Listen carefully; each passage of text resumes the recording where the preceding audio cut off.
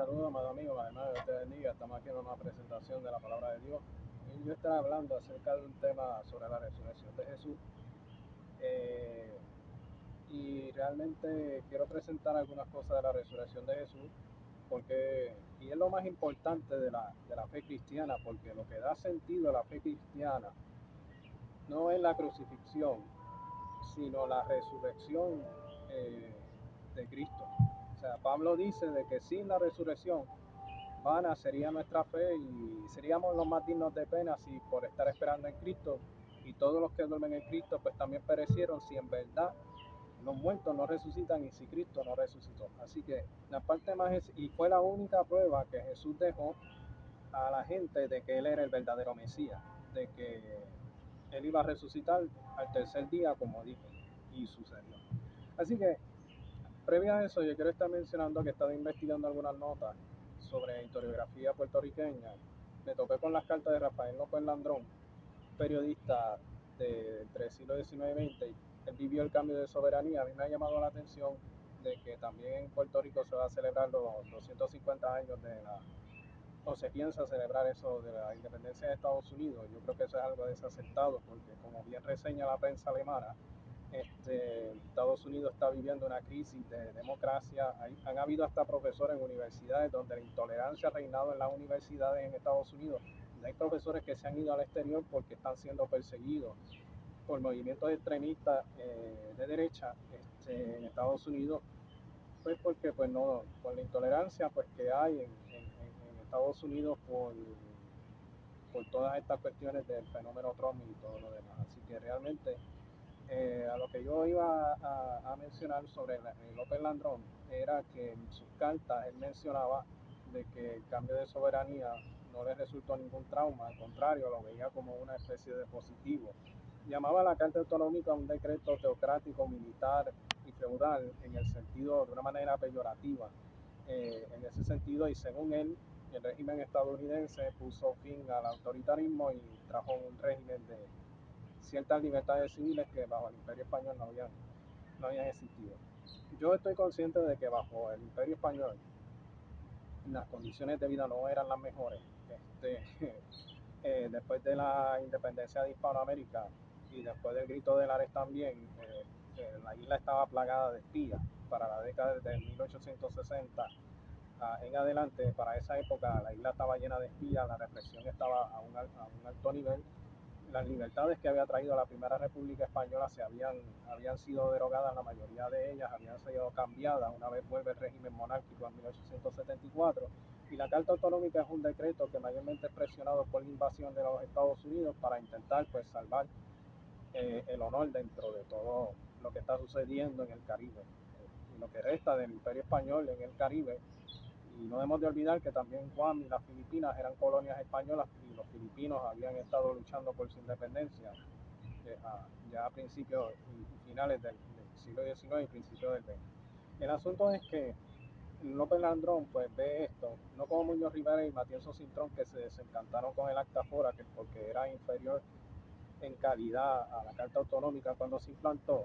El asunto es que yo quería entrar en la psicología de puertorriqueño del apego hacia Estados Unidos, por qué celebrar la independencia de Estados Unidos y elegir ser colonia, buscar la estadidad que desde 1898 no la concedieron, y en vez de eso pusieron un régimen colonial y, bajo el gobierno civil del Acta Fora, que es para sustituir al gobierno militar por el gobierno civil bajo el Acta Fora, que entonces el asunto es que yo quería entrar en la psicología de puertorriqueño, y el asunto de celebrar la independencia de los Estados Unidos no es solo anexionista. Luis Muñoz Marín, que desde mi punto de vista es un criminal impune, él también la habría celebrado. Así que prácticamente digo eso porque él mismo él reconoció que todas las cosas, la represión que él hizo contra los nacionalistas y su campo y todo lo demás fue algo cruel y repudiable. Luis Muñoz Marín no descansó en paz. Fue una persona con un gran remordimiento. Me hubiera gustado mirar hacia atrás, pero cuando te prestas para cosas, cuando te prestas a la represión, interpreta esas cosas, es muy difícil reparar el daño y a Luis Muñoz Marín no le dio tiempo, por desgracia. Así que prácticamente, y lo digo con toda libertad porque esta sociedad puertorriqueña a mí me ha señalado de muchísimas cosas. Hasta un pastor me buscó en los archivos policíacos sobre un asunto de si yo había cometido delitos, unos graves delitos, me buscó, y cuando me buscó no encontró nada. Así que ustedes se pueden imaginar las cosas que yo he tenido que pasar dentro de la iglesia y en la sociedad puertorriqueña, los prejuicios y todas esas cosas que han tratado sin ninguna razón, porque yo no le he hecho nada malo a nadie. Yo no le he hecho nada malo a nadie. Y no estoy aquí para hacerle daño a nadie.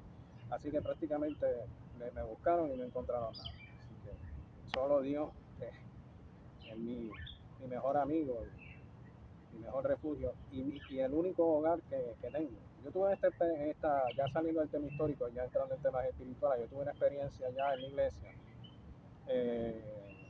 Mientras yo estaba orando, yo sentí la presencia de Dios de una manera tremenda en el templo. Y yo sentí como la presencia de Dios me hizo sentir a mí como en un hogar, como estar en casa, conmigo estás en casa, me quería decir Dios en la oración cuando sentí su presencia. Así que eso es todo lo que yo testifico, tanto por escrito, tanto en video, tanto en redes sociales. Yo no estoy hablando de una teología muerta, estoy hablando de algo que es real, de algo que yo estoy viviendo. Yo les comparto lo que vivo. Yo soy la clase de personas que creen que el predicador no debe vivir lo que predica, el predicador habla lo que vive. Así que vamos a estar leyendo en Mateo 28. Yo me quiero basar en el verso 9 y 10, que dice la gloria de Dios. He aquí Jesús les salió al encuentro diciendo salve, y ellas acercándose abrazaron sus pies y le adoraron. Entonces Jesús les dijo, no temáis y dar la nueva a mis hermanos para que vayan a Galilea y allí me verán.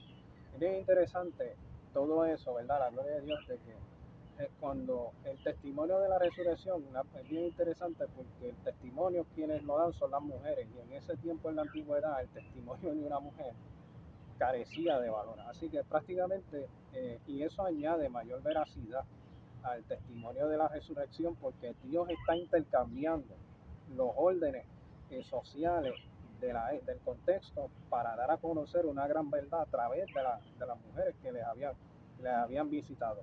Quienes fueron, como dice el primer verso, María Magdalena y la otra María, que fueron a ver al sepulcro y tuvieron esa tremenda experiencia con Dios al recibir el mensaje de los ángeles. Así que, como dice aquí,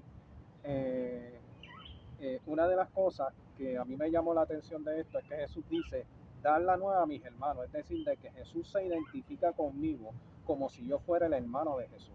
Yo soy hermano de Jesús en el Espíritu, porque al yo ser hijo de Dios en el Espíritu, porque la razón por la que yo soy hijo de Dios, como dice la Biblia, no es de carne ni sangre, sino porque el mismo Espíritu que habitó en Cristo habita en mí como creyente.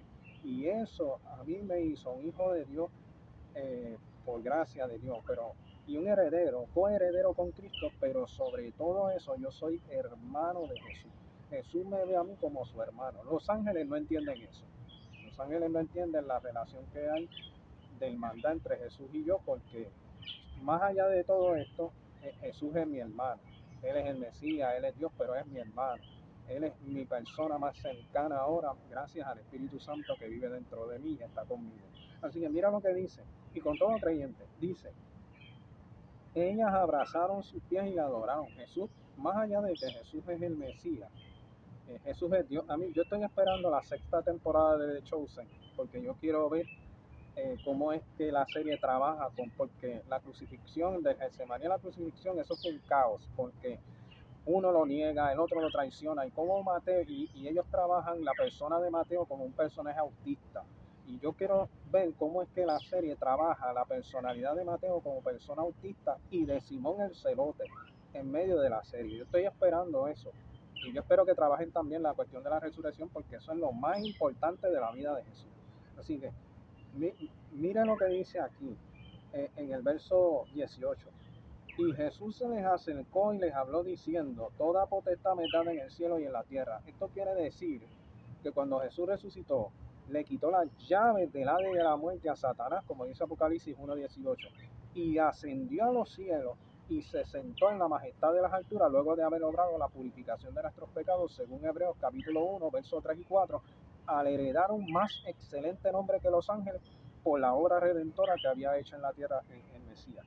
Así que miren lo que dice, como Cristo tiene toda autoridad en el cielo y en la tierra, hizo posible la evangelización diciendo, por tanto, en otras palabras, como ya yo tengo toda autoridad aquí en el cielo y en la tierra, por tanto, ustedes, todos nosotros, y hacer discípulos a todas las naciones. Es decir, Jesús me llama a ser un rabí como él fue en Israel. Dice, para ser discípulos, bautizándolos en el nombre del Padre, del Hijo y del Espíritu Santo, como hacía Juan el Bautista, que también fue un rabí, enseñándoles que guarden todas las cosas que les he mandado. Ese es lo que nosotros tenemos que hacer, es todo lo que nos ha mandado. ¿Y dónde está eso, lo que nos ha mandado? En el Evangelio según San Mateo.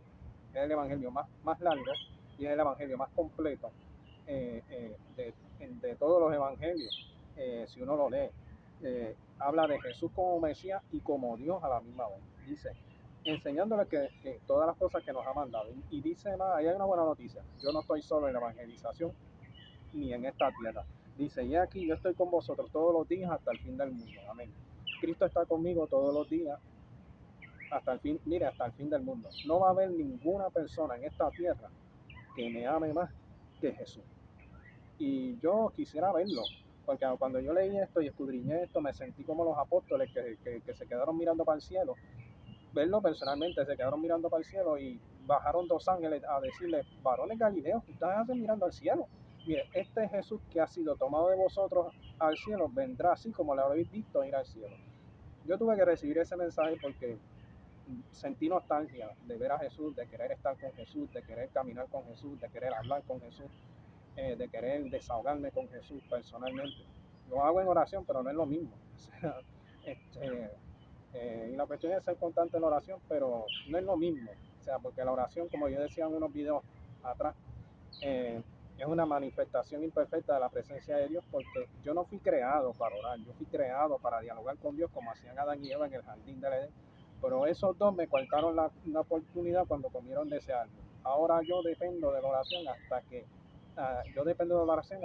llegue al reino de los cielos que llamo nadie.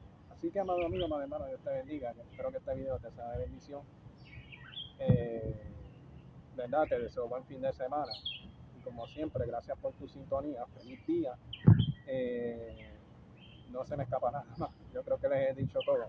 Así que feliz día y que Dios te bendiga.